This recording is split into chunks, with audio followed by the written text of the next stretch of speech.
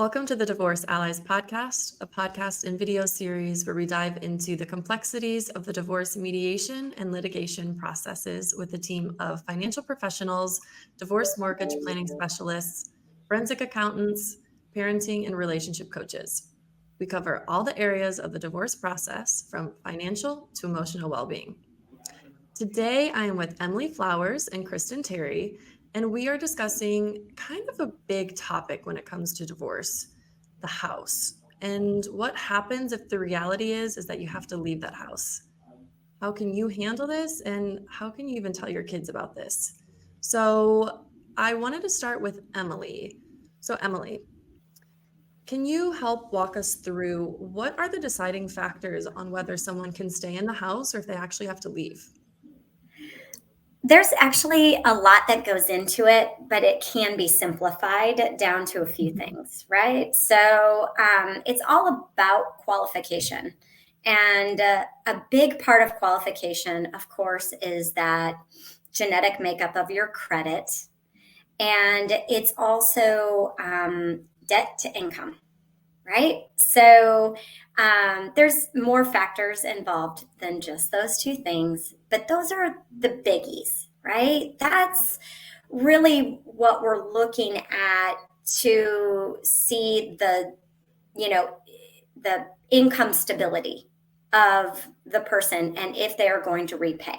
So the ability to repay is the number one factor in the loan process, no matter what. Are you going to repay this loan?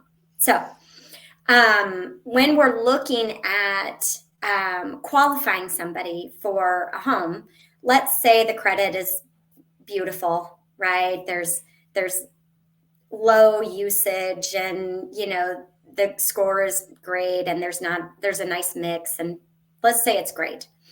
Let's say we have an income not quite issue. Let's say we have maybe a job, or maybe not, but we're going to be receiving enough support to possibly qualify, and how that support is the consistency and stability guidelines that go along with support. So that's the tricky part. So no job, I'm going to receive support, and what is that support number, right? So if I'm working on eventually it'll be a refinance for a person if they're going to stay in the home, right? The mortgage term is refinance. So I'm gathering all that information, and I'm going to spit out a number. And that number is, this is how much money you're going to need per month in order to qualify to stay in the home. Sometimes that cannot be accomplished. Because I do just want to pause really quick and emphasize that the support number we're talking about is your child support, the alimony, the money you would get, especially if you're a stay-at-home mom and you're transitioning from the big single income, and then now you're going from that stay-at-home mom to now you're separated. Okay, you want to stay in this house, but you need enough money per month to support that mortgage. So that's the alimony, the child support that you're looking for, correct? Please correct me if I'm wrong. No, that you did state it beautifully, and you've done a really good job learning this process and helping me break it down. It is a big learning curve. It really is. Well, I love it. I love from that. such a macro level and narrow it down. Yeah. Yeah, and I'm like way up here in the stratosphere, and I need to be down here. But yes, you when we are talking about, I have zero income coming in from any source. I've stayed at home. I run the show at home, but now we're splitting. I need support, child support, alimony, maintenance, spousal support, whatever you're going to call it, right? And that support has to, be put into your account for a certain amount of time, and it has to last for a certain amount of time in order for it to qualify as income. Okay. Whole nother story, but the number is the number, right? That number between all those things, child support, spousal support, or whatever you're going to call it, between those two things, that's your number. Mm-hmm. What if your number, that nobody can make that number happen Right. And that's the legally? scariest reality. Yeah. And it Mm-hmm. happens more often than not. Yeah. So, So when you have to have that conversation, mhm. I imagine that it gets a little bit difficult and it gets emotional, correct? Because you have to be the bearer of the bad news and say, facts don't lie. It looks like you can't stay in this house. How are people taking that news? um, I think at first they're in shock. Yeah. And then they come back around quickly, and try to work out every possibility in their head to make that happen. So when I work the numbers, right, and I come up with that number, sometimes it's a reality check, not a Mm-hmm. negotiation. And when it's a reality check, it's can be devastating because this is the one stable thing that they think is going to help them get through this themselves and to help their children, transition. Mm-hmm. So, and I know this is where Kristen comes in, but like that, having those discussions, I mean, of course, they're going to say something to me about that, Yeah. right? And what am I supposed to say? Right. So, It's difficult news to receive that to these people, it's not just a house. To many of us, we attach ourselves so much to a home, but like that old saying goes, home is where the heart is. And a lot of the time I coach my clients is the building itself, the physical structure itself is not what is going to help you recover through this. It's not what's going to provide your children the stability. And often there's memories in that house that make it difficult for you actually to recover. But that foresight, when you receive the news from yourself, Emily, that foresight for them, when they're still in the midst of divorce and making these decisions, they can't foresee how it could be better not living in this house. I could use my personal example as well. I fought hard for the house, and I actually had a very interesting situation in our agreement. Is I'd had in our divorce agreement, we'd had child support separately, and my lawyer had managed to work out that as long as I was living in the house, he had to pay the house. So I was actually sitting fine and dandy. But what I'd come to realize is even though I was in this house, I couldn't fully heal. I couldn't fully move on.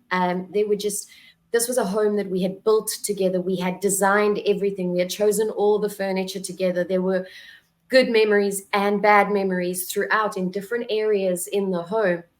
So I had done so much inner healing.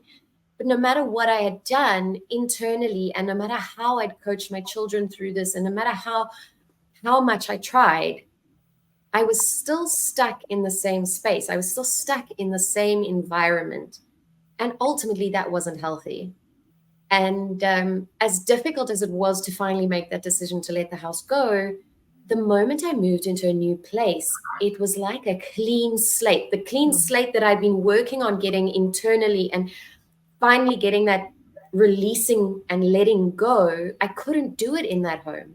It was almost impossible. And maybe my circumstances are different for many other people, but there are going to be many people that maybe it was a traumatic marriage, or maybe it was a conflict marriage. So you're walking around in a house where you're remembering arguments that happened here, or he did this to me here, or she did this to me here. Let's not discriminate. I know it can happen in both ways, but it's really difficult to truly heal in a structure if you're in the, what's that saying? I'm trying to remember the saying, but if you are surrounding yourself with negativity, you can't, the pack is only going to be as strong. Like, it's Mhm. that pack mentality. I'm struggling to come up with the And analogy just here. remember, And it's yeah, Right? it's only as Or you strong as absorb we your get environment. stronger. Yeah, Yeah. and you absorb your environment. So if you're hanging out with people that are doing X, Y, and Z all the time, you may say, "Oh, well, I'm not like that," but eventually it's going to rub off on you. And the same goes for a structure, and the same goes for the house. Is eventually you're going to reach a point where you're going to be like, I actually need new memories. I don't want to look at the sofa that he chose. I don't want to look at the wall that he painted or the kitchen that she decorated. And it's hard to move on. And it's also really difficult for women to have another man come into that space again as well. When you're looking forward to your future and you start imagining, it's difficult in the beginning to imagine you ever being with anyone else ever again. I'm sure most people that just get married are like, no ways, never again. But bringing someone else into that home, it starts bringing, it could bleed into your new relationship as well, which people don't realize. It could, you might be sentimental about something and your new partner might want to change it, and it's not yours together. It will always be part of your ex-spouse. So yeah, those are my 2 cents and my experience on house versus home. It doesn't need it. It is difficult. It is scary, especially if you've been living together and you've built this home with a vision for your children. Now that vision is gone, yeah. and Yeah. to re-find a new vision is really, really difficult. So I'm curious from both of your experiences. So, okay, Kristen, you're saying, yeah, you might not want to stay in the house because you're reminded daily of your ex. And I think a lot of people do feel that. Do you think a lot of people are staying in the house because they're so worried about their children and what the children are going to think about having to move, where they want to leave immediately, but they're just so nervous to have that conversation with the kids? Most definitely. Most definitely. There is something ingrained in us as mothers that we put our children before ourselves.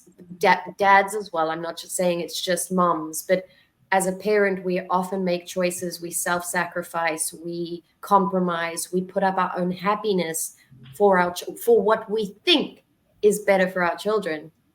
But what is best for our children is a happy parent, a truly fulfilled, happy parent. And that conversation, I think just the conversation of you have to pack up everything and leave is quite daunting for parents. But there are so many different ways to look at it. And I'm a firm believer, and it's all about your perspective. If you can change your perspective, and yet again, that's environment. Who's around you? What influence is around you? Do your friends say, you hold on to that house as much as you can? Or do you have friends that are empowering you and saying, hey, you know what? Well, maybe a new beginning isn't that bad. Or, hey, maybe there's ways that you can look at this. Or have you thought about, it's hard when you're in the midst of the emotional turmoil to think ahead. And it's really important to have people that are actually giving you positive advice and influencing your vision in a positive way, because nothing good does really come from you better fight with all that you can to get that house, you deserve that house. No, none of us really deserve anything. We're Right. blessed with everything that we have, and it may be my outlook on life is whatever is on my journey is a blessing or a lesson or a season. And if you can look at life going through that, it may be scary, but you don't know what's on the other side of that. It could be a beautiful journey, a new neighborhood. You could move next to your new best friend or your new partner, or the new neighbors could become your kids' best friends. Right. There's so many good things that could possibly come from it, but when you're hyper fixated on, no, this is not a good thing. Nothing good can come from this. Nothing good can come from moving, or nothing good can come from change. Change is as good as a holiday, they say. And I love this agree with dichotomy of Kristen, who's the more holistic, the coach, and then we have Emily, who's on the very like the paper.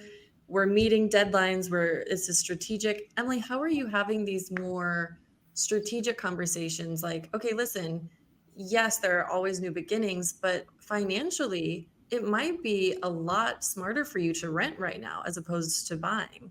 Can you walk us through those conversations you're having? Yeah, I was actually going to address that. So, when we are looking at this refinance and things are not coming together quite as planned, right? And they're either having a very hard time grasping any other possibility. Naturally, I'm referring to Kristen here. Maybe you should talk about, this with somebody who's on that very emotional side of things. Now, I am not a robot, right? I am a mother. I stayed at home for 14 years. I have a life that is very emotional. So I do listen. Um, and I'm sort of like, I listen and then I'm like, here's a plan of action. But the first thing I do is I introduce the possibility of maybe purchasing. So I have this very, very specific report that I do. So when I'm doing the refinance options, and none of those are coming together, well, I have like 3 or 4 purchase options that we can walk through and just say, I know you don't want to, but let's just see what those possibilities look like. And I will tell you, and I kind of want to address this with Kristen, because I'm not really, and the other possibility is none of this is going to come together. Let's say they went late on their mortgage. In Kristen's scenario, if her husband chose not to pay and just decided to go late, she literally has no control over that.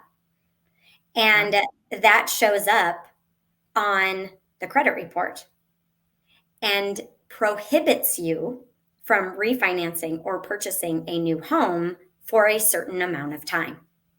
And so it becomes very detrimental to not separate fully like that. That's number one. So you might be renting because of that. But number 2, the number one thing that everybody says, but my kids have to stay in the school district. That's where all their friends are. That is the number one. And I can't afford a house in this school district. Because I'll show them what affordability they have, and they're like, yeah, I'm not going to find anything. So now what? And I'm like, well, let's just think about it for a little while. Let's go back and see what, your mediator or attorney says about what support you think you're going to get, so on and so forth. Are you planning to go back into the workforce? Do you, there's a million questions that go along with it. But introducing the concept of purchasing is my number one go-to. But I will say that the school district thing comes up 9 out of 10 times. So I'd love to hear Kristen walk through that, because it's so prevalent. So please help me. Kristen, is it the same in South Africa where depending on exactly where you live is exactly what school you will go to? For the public schools, yes. Private school, you can go anywhere. You can choose. I'm not sure. Is it the same in the States for you guys? Okay, yeah. So public schools in South Africa, we don't need to go too much into it, but we don't necessarily have the best public schools. So often, people are choosing the private schools in South Africa. But yeah, that is a huge thing. It's not just the home, but then it's the school and the friends and the extramurals that change. And that then is just adding layers of fear on top of layers of fear on top of layers of fear, not just for the parent, especially if you've got teenage kids, they've got long-standing friendships. When you've got younger kids, it may be a little bit easier in that sense. They may be more adaptable. But say, for example, in this scenario, we're talking about a hypothetical family that's got a 13-year-old daughter and a 16-year-old son who have very established social lives. And now you're going through a divorce, and now you have to move, and their school has to change, and their soccer club has to change, or their football club or their hockey club, whatever it is, everything has to change. And it's a very tricky situation. It's a very tricky conversation. And for teenagers that tend to be slightly more hormonal, those conversations don't always go the way we plan them, even with preparing them, even with giving them options and choices of where they could go, and even with trying to soften the blow or trying to input a positive spin on it for your kids. They may still have a reaction that is, well, I don't want to, and I'm going to then go live with mom, or I'm going to go live with dad rather, who can stay in this area. And now you have another situation where they were going to stay with mom, but because maybe dad can stay in the area, they would prefer staying with dad merely because of school and friends and all their social lives. So it's such a tricky thing to navigate, because then mom feels like she's losing her kids, and then things from that point could actually get really ugly, and grasping at straws and fighting for what you feel is fair or right. It's not an easy path to navigate. I think we can all agree divorce is, no one's going to choose divorce happily and be like, oh, this was great, and this was, this is easy. And so it is a difficult path to navigate, but there is always a light at the end of the tunnel. And with having those conversations with your children, it may not be a conversation that happens once. It may be a conversation that happens over and over again. Your kids may lash out. They may not want to speak to you. They may show anger towards you. And then sometimes parents will be like, well, don't you slam your door on me, or you don't have the right to be angry with me. I don't have a choice. And then mom might be very emotional, and it's tears and it's turmoil in the home. But eventually kids will come around to it.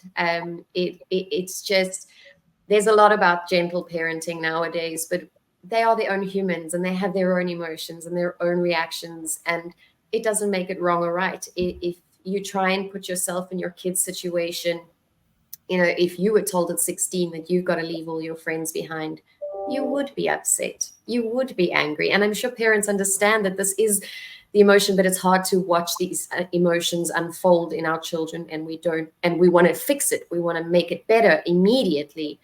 And sometimes we can't make it better immediately, but what we can do is,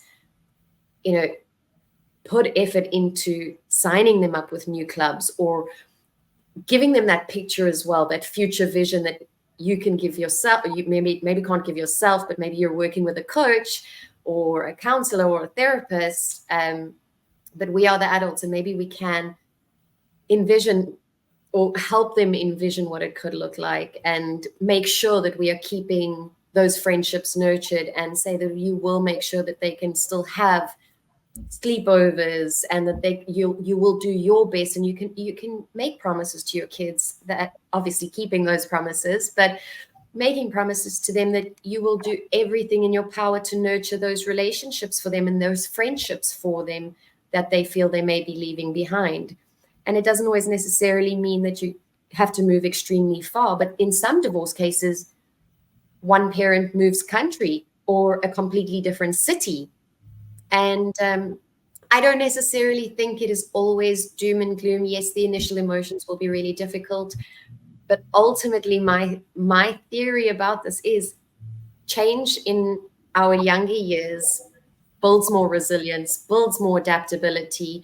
It helps us adapt to change. Life is going to change forever. The only constant in life is that change is inevitable. It's always going to change. So We can't shelter our children from these changes. We can't shelter them from the emotions as much as we want to protect them and guard them and safe keep them and prevent any harm coming from them. We're never going to be able to do that, but we are going to be able to support them through it and guide them through it as best as possible and make the transition as easy as possible. But sometimes you cannot stay in the house, you cannot stay in the area, and there is nothing you can do. Up a point quickly, I know I'm going on quite a bit, but that whole affordability, you might be able to just afford to stay in this big home, but then you have no money to do anything else but pay the mortgage and put food on the table. You may not have enough money for their extramurals. You may not have enough money to take them on vacation. Whereas if you just let go a little bit, maybe downsize, maybe move to a different area, you can actually balance it out. And I'm sure this is something that you would do with them, Emily, is consider you want to be able to take your kids for dinner once a week, or let's do pizza night, or you want to be able to take them for a weekend away camping, or you want to be able to buy them your daughter that new dress that she's been looking for. But if everything of yours is going into this house, is it really worth it? Is it really worth it? All they have is the house and there's no money for anything else.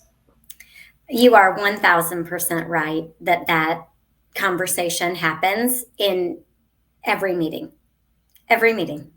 because, and it's true. I do address this, and I do bring up scenarios just like you just did, because I really want them to think about, I want them to sit with it for a little while and see, because this process is a super long process. This isn't like, I don't just spit out a number and then tomorrow we go do whatever it is. It's like, well, we need to go back and forth a few times, and we need to readjust numbers, and we need to kind of think about things. And the whole time, especially if they're maybe getting help from a Kristen or somebody, right? They're starting to make different decisions. They're starting to talk a little differently and all of this. But my favorite is they're like, okay, so I'm going to take all this money that I got. I'm going to, pay off all the debt. I'm going to, pay for the house in cash. I'm going to do the stuff and have that. They're in that clean slate mentality, right? Clean slate. So they just want a clean slate, no debt. And then I'm like, you're going to have debt in 5 minutes, because you're going to have to buy something like when you walk out this door. Literally, there's no such thing as just, you could literally 5 minutes, you're going to have to buy something. And what if this big major thing happens? What if your car breaks down and you can't get to work? Or your water heater goes out right before you planned on taking them on vacation, blah, blah, blah, blah, blah, right? Those what ifs aren't taken care of anymore. They have literally just not even thought about setting that aside. Now, is that my place? Technically, no, I'm just running numbers. But again, I'm human. I like to tell stories and give scenarios and let people know from my years of experience, things that have happened. I was the person whose hot water heater went out 4 days before I left on a couple week trip to Boston and Maine. Okay. Of course, luckily we had, rainy day money set aside and, this and that, but that happens. Mm-hmm. So, you really try to prepare them for everything. You can't always, but I think if there's a nice joint effort with, lots of great resources involved, you can kind of get that cohesive decision-making process to come together. I really do. Yeah. And I think that's amazing, Emily, because I think it is your place to have these conversations with particularly women or men, but let's say the scenario is really particularly women that haven't dealt with finances and don't understand that, okay, great, you may have this huge asset, but your liquid cash flow is now nothing. Now that is something we do go over. Yeah, and not having liquid cash flow is you could have this beautiful house, and it could. I don't know if you see this. I'm going to ask you this as well, but it's also sometimes I see with my clients, it's to keep face.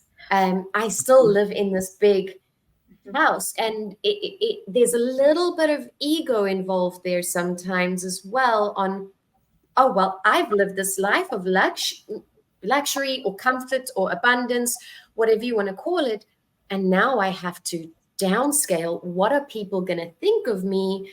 What are my, what are friends going to think of me? I don't know if you see that at all, but I have seen that it's more just for show sometimes as well than, I'm going to keep this big house and it's going to look like I'm still doing okay. Yeah, I think that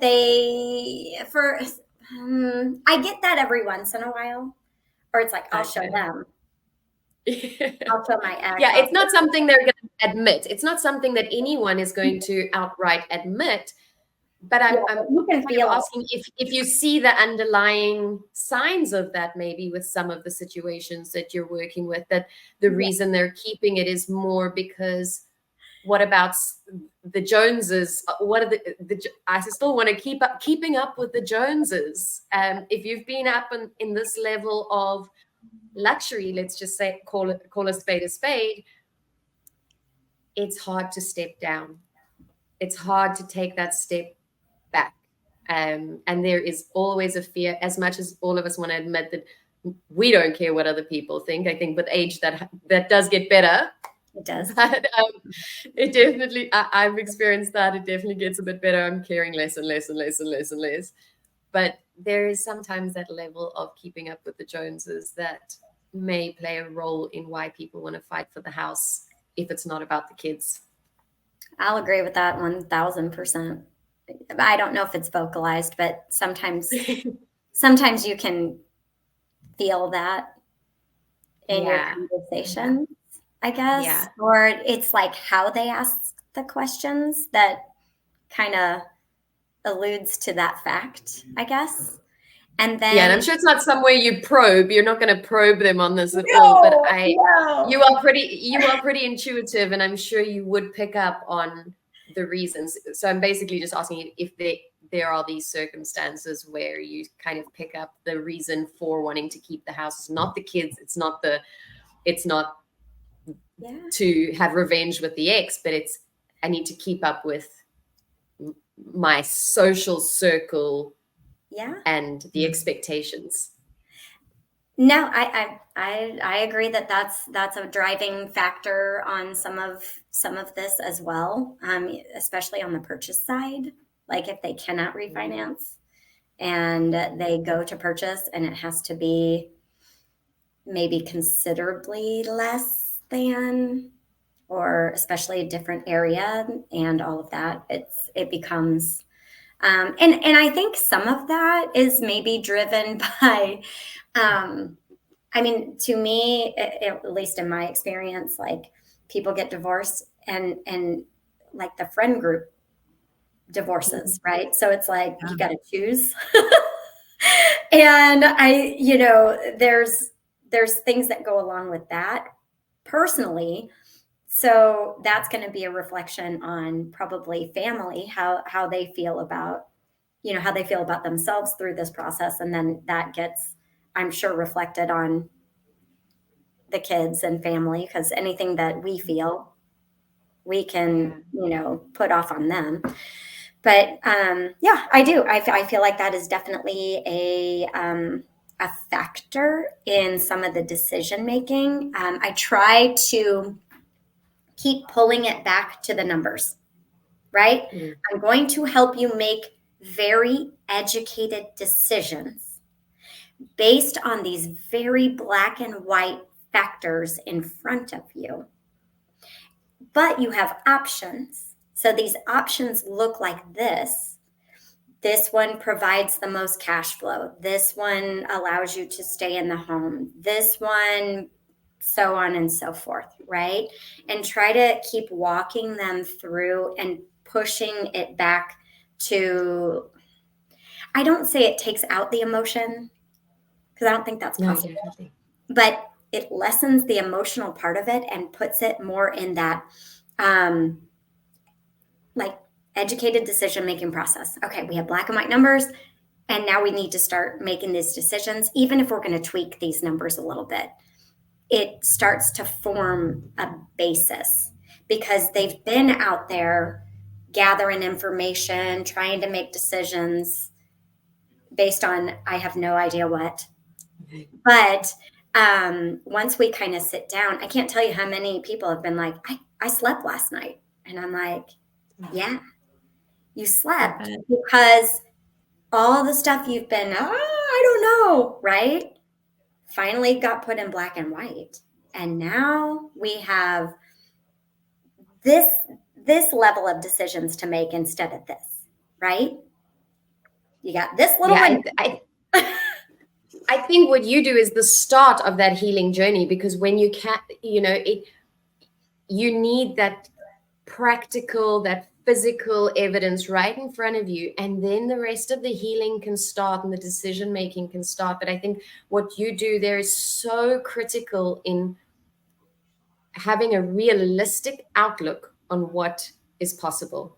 Mm-hmm. And once you can actually really see what is possible and what is not possible, then you can start working with myself or a coach or someone to handle the emotions around the reality. Mm-hmm. Yeah, I appreciate that. Thank you. I call it bringing clarity to chaos. I'm like, okay, we got all this stuff swimming around in your head. Let's kind of bring it to this one centralized place. And here's your options. So now that we have those options and the reality has set in, now we can figure out with you how we're going to hone those emotions into that, how we're going to make those really great decisions that are going to help the person, right, move the needle forward to heal, to wrap their brain around the new whatever the new is, even if it's new in the home without spouse and or children. I don't know what that is. So it's just new. And I do think it does kind of shorten that little like window that they can maneuver in their head. Yeah. I so needed an Emily when I was I would have loved to sit with someone like you, because I made terrible decisions. I made awful decisions throughout it all. I'm sitting here because I made all the mistakes and I've learned from all the mistakes. And I think if I'd had an Emily Flowers sitting with me saying to me, you can keep the house. And this is what I was saying. I had no cash flow from that point, because I was also putting so much into it as well. The little bit that I was making, I was subsidizing and adding to it. And like you said earlier, I had that fear of what happens when one day he just decides, nah. So, and that was a gray cloud, even though I got to keep the house and there's stability and blah, blah, blah, blah, blah, and all these things. But there was always this little worry of like, hold on a moment. And had I made the decision from the get-go, had an Emily Flowers to help me make that decision from the get-go, my decision probably would have been very different. It could have been, I don't know how to say this properly at all. So forgive me for stumbling through, but I'm not exactly sure what to say when they're like, well, we're amicable. And I'm like, that's wonderful. And I'm happy for you. What happens when you're not? One little thing could shift. One teeny tiny little thing could shift.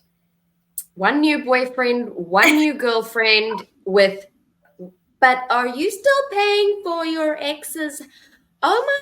One new love interest. That was a huge thing that I speak to my clients about. And you have no idea what that love interest is going to influence them. Yeah, or their friends in their ear going, man, it'd be great to have a new cabin to go fishing in or whatever, but can't afford it because you're still paying for your house and blah, blah, blah. You know, the buddies or the gal who's like, well, I'd love to go shopping, but with you or go on a girls trip or whatever, but I still got to be paying for, this. You don't know. You're amicable until you're not. Until you're not. Yeah. And that can shift in an instant.